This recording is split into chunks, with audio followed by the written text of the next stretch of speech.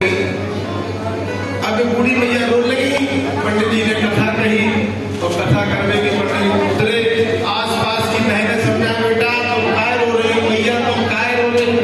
बोले जो पंडित कथा कह रहे हो तो हमें आंसू निकल रहे अपने आप। बोले बात काहे ऐसी? इसलिए माताओं को देखो अब कथा हो रही लेकिन अपने में लगे डांस दिखाओ। ऐसी गोपियों ने कहा, अब जैसी पंडित जी उतरे, पंडित जी बोली मैया तो बहुत नीक कथा लगी, तुम काय रो रही थी? बोले जैसे रो रही थी एक बच्चा तो छोटो सो समझ लो, आजा कोई सालों समझ गए हो हाँ।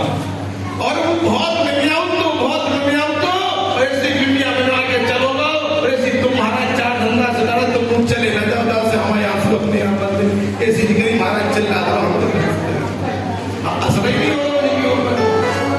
मैंने कहा बेटा धारा में जो बह गया जीवन बेकार जाएगा, धारा में जो बह गया जीवन बेकार जाएगा, और धारा को अगर पलट दो तो राधा में हो जाएगा, राधा में हो। इसलिए आज भगवान ने रास और महाराज की लगी आगे, भगवान बैठे हैं, अब इधर मेरा कंस घबरा रहा है, भगवान 11 वर्ष के हो गए हैं, मेरा काल है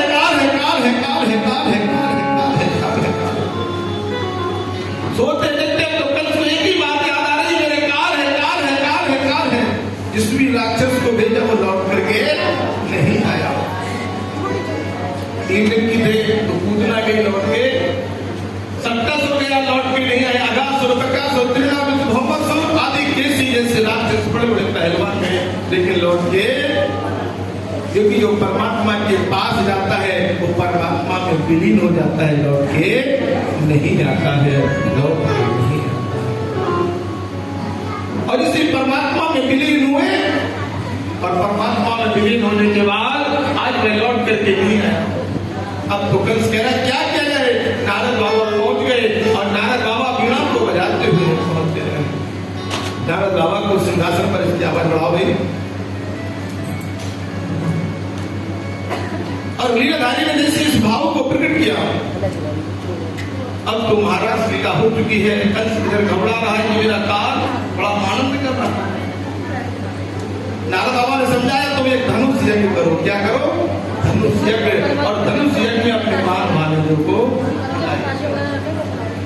और जिससे कहा कि तुम्हें धनुष यज्ञ करना है, धनुष यज्ञ में अपने मान भानेजों को बुलाया है। और जब कोई भी यज्ञ होता है, कोई शुभ काम होता है तो मान भानेजों को बुलाना चाहिए। लेकिन आजकल लोग मान भानेजों को नहीं बुलाते हैं।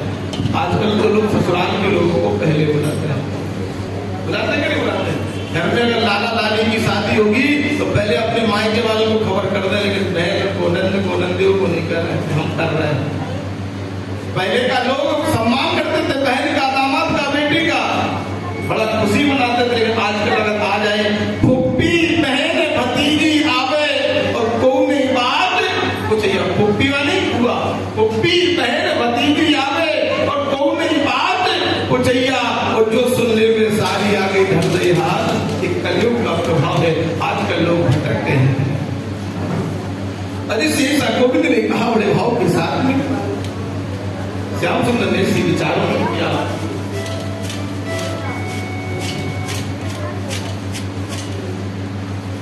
और अपने विचारों को प्रकट करने के बाद में लीलाधारी कह रहे हैं, श्याम कंस कह रहे क्या करना? बोले अपने मान भाइयों के लिए निमंत्रण दो, बोले धनुष यज्ञ करो, जो तुम्हें धनुष मिला है उसी का खंडन करने के लिए धनुष यज्ञ करो।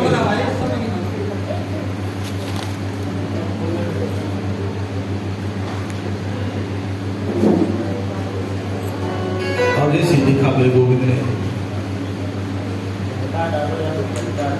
लीलाधारी ने अपने विचारों को प्रकट किया।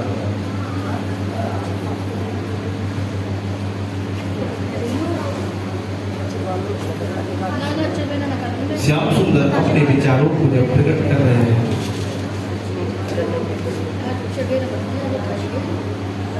कंस कह रहे तो धनुष यज्ञ करना है। बोले हाँ धनुष यज्ञ। बोले कहां से आए? अब तो धनुष यज्ञ की तैयारियां होने लगी। जो धनुष है, धनुष आया कहां से? जिस धनुष का खंडन होना है तो तभी तो यज्ञ हो। कृष्ण बलराम को बुलाया जाएगा तभी तो यज्ञ पूर्ण। हम आपको बताते हैं। दधीचि ऋषि ने अपने शरीर से 3.5 धनुष बनवाए। कहा जाता लोहे लोहे को काटता है, लकड़ी का सहारा अगर लोहे में ना हो तो लकड़ी अपना ही अपने को धोखा देता है, धोखा देता है। इससे रावण को भाई ना होता तो रावण का कल्याण नाभी का किसने बताया? ऐसे आज देखा मेरे गोविंद लीलाधारी ने कोई धन जो है दधीचि के हैं, जिसमें वृत्तासुर नाम के राक्षस से इंद्र का युद्ध हुआ और वृत्तासुर नाम का राक्षस ब्राह्मण था। और इसी ब्राह्मण का वध करना है इंद्र को, तो इंद्र ने तुरंत दधीचि से निवेदन किया और दधीचि ने अपने हड्डी से जो फेफड़े थे उन फेफड़ों से बना हुआ वज्र दे दिया, उन फेफड़ों से बना हुआ वज्र जिसमें दे दिया। और फेफड़ों से बना हुआ वज्र जब दिया तो वृत्तासुर की, अब वो वृत्तासुर की हत्या, प्रेम हत्या 4 जगह बांट दी गई। जो बंजर भूमि होती है, जो नदी में उफान आता है, जो प्रथम जल वर्षा का होता है, जो मूल्य होता है, ये पाप है जो हत्या का। अग्नि की प्रथम 9 में और माताओं को बांट के 4 जगह आप हत्या करा। इसके बाद में जब वज्र से जो आधा धनुष बना वो क्या बना? वज्र बना। और इसके बाद जो हाथ थे, दोनों हाथों को विश्वकर्मा जी ने जोड़ करके, जिसमें दधीचि के प्राण थे, दोनों हाथों को जोड़ करके जिसमें दधीचि के प्राण थे, वो धनुष का नाम था पिनाक पुराना। कौन सा धनुष था वो? पिनाक पुराना। 3 धनुष भोलेनाथ के पास रख दिए थे सुरक्षित, और भोलेनाथ से रावण पिनाक को लेकर गया। इसका एक नाम अजगव है, अजगव खंड किस धनुष को कहते हैं। और रावण जब भगवान शंकर से लेकर के गया, लेकिन भोलेनाथ ने उसको इतना भारी कर दिया कि जनक के नाम नेपाल रखना। और वहीं से रावण और जनक जी में विरोध हो गया। दूसरा धनुष भगवान दधीचि के दाहिने पैर से बना, जिसका नाम है गांधी धनुष, जो अर्जुन के पास है। और तीसरे बाएं पैर से धनुष बना, जिसका नाम है सारंग, जो परशुराम जी के पास है। भगवान राम ने एक बार में 21 बार धनुष को खींच दिया तो परशुराम भी छोड़ गए।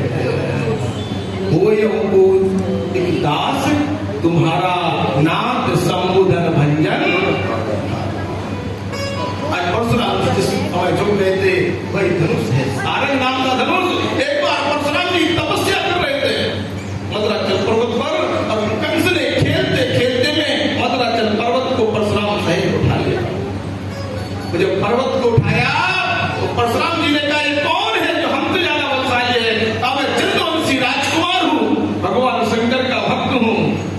जैसे भोलेनाथ का नाम लिया, परशुराम जी बोले, हम भी उनके शिष्य हैं, पहले पर्वत को नीचे रखो, हम नीचे उतर के आते हैं। परशुराम जी जैसे उतर के आए, बोले तुम कंस? बोले हाँ। बोले इस धनुष को ले जाओ, और जिस दिन इस धनुष का खंडन हो जाए समझ लेना मेरा काल आ गया है। आज वही सारंग नाम का धनुष कंस के पास है। आज सारंग नाम का धनुष को लेकर के कंस का बड़े भाव से रहना, अत्याचार पापाचार करना, लेकिन आज उसका समय आ गया है। और इसी समय आया, अपने गोविंद कहते हैं, श्याम सुंदर लीलाधारी भक्त से भगवान कहते हैं। और समय आते ही तुरंत आज अक्रूर जी के पास में कंस पहुंच गया। अक्रूर पीछाता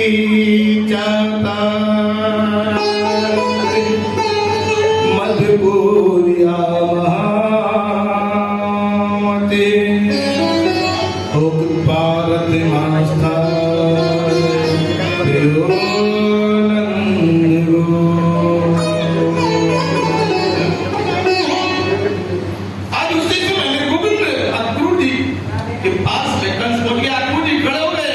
कि राजा मन की बात को और नहीं जानते को, और पहले तो बंदी भयो अब जाने का।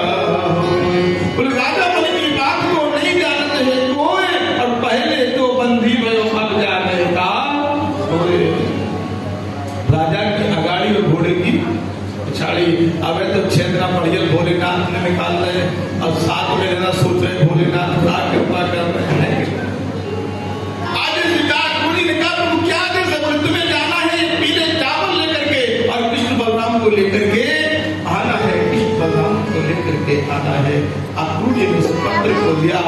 अक्रूर कह रहे हाय प्रभु ये क्या हुआ, जिन बच्चों को मैंने देखा नहीं समझा नहीं और उन बच्चों की मृत्यु का पत्र लेकर के हम जा रहे हैं, उन बच्चों की मृत्यु का पत्र लेकर के हम जा रहे हैं।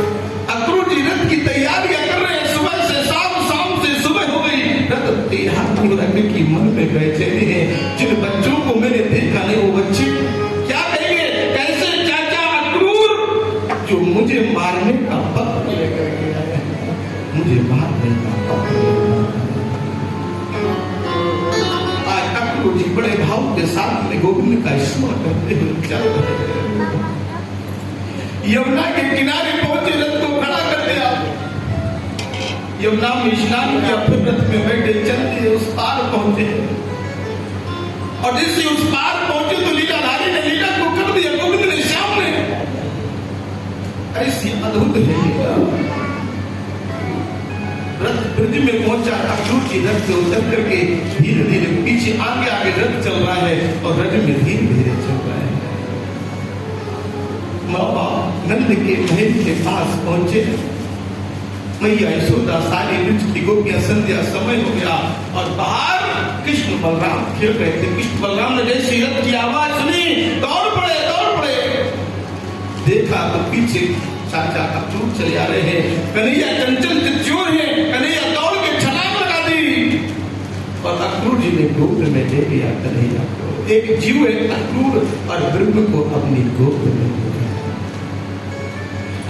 ब्रह्म को अपनी गोद में लिए।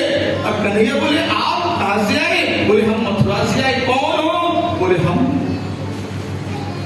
आपके चाचा है। कन्हैया आप चाचा है? बोले चाचा आप आए हैं मुझसे मिलने की। बोले और क्या? बोले मामा ने कोई पत्र नहीं दिया, मैंने सुना कि वो यज्ञ करा रहे हैं, मेरे मामा ने मेरे लिए पत्र नहीं दिया, मुझे बुलाया नहीं है यज्ञ में।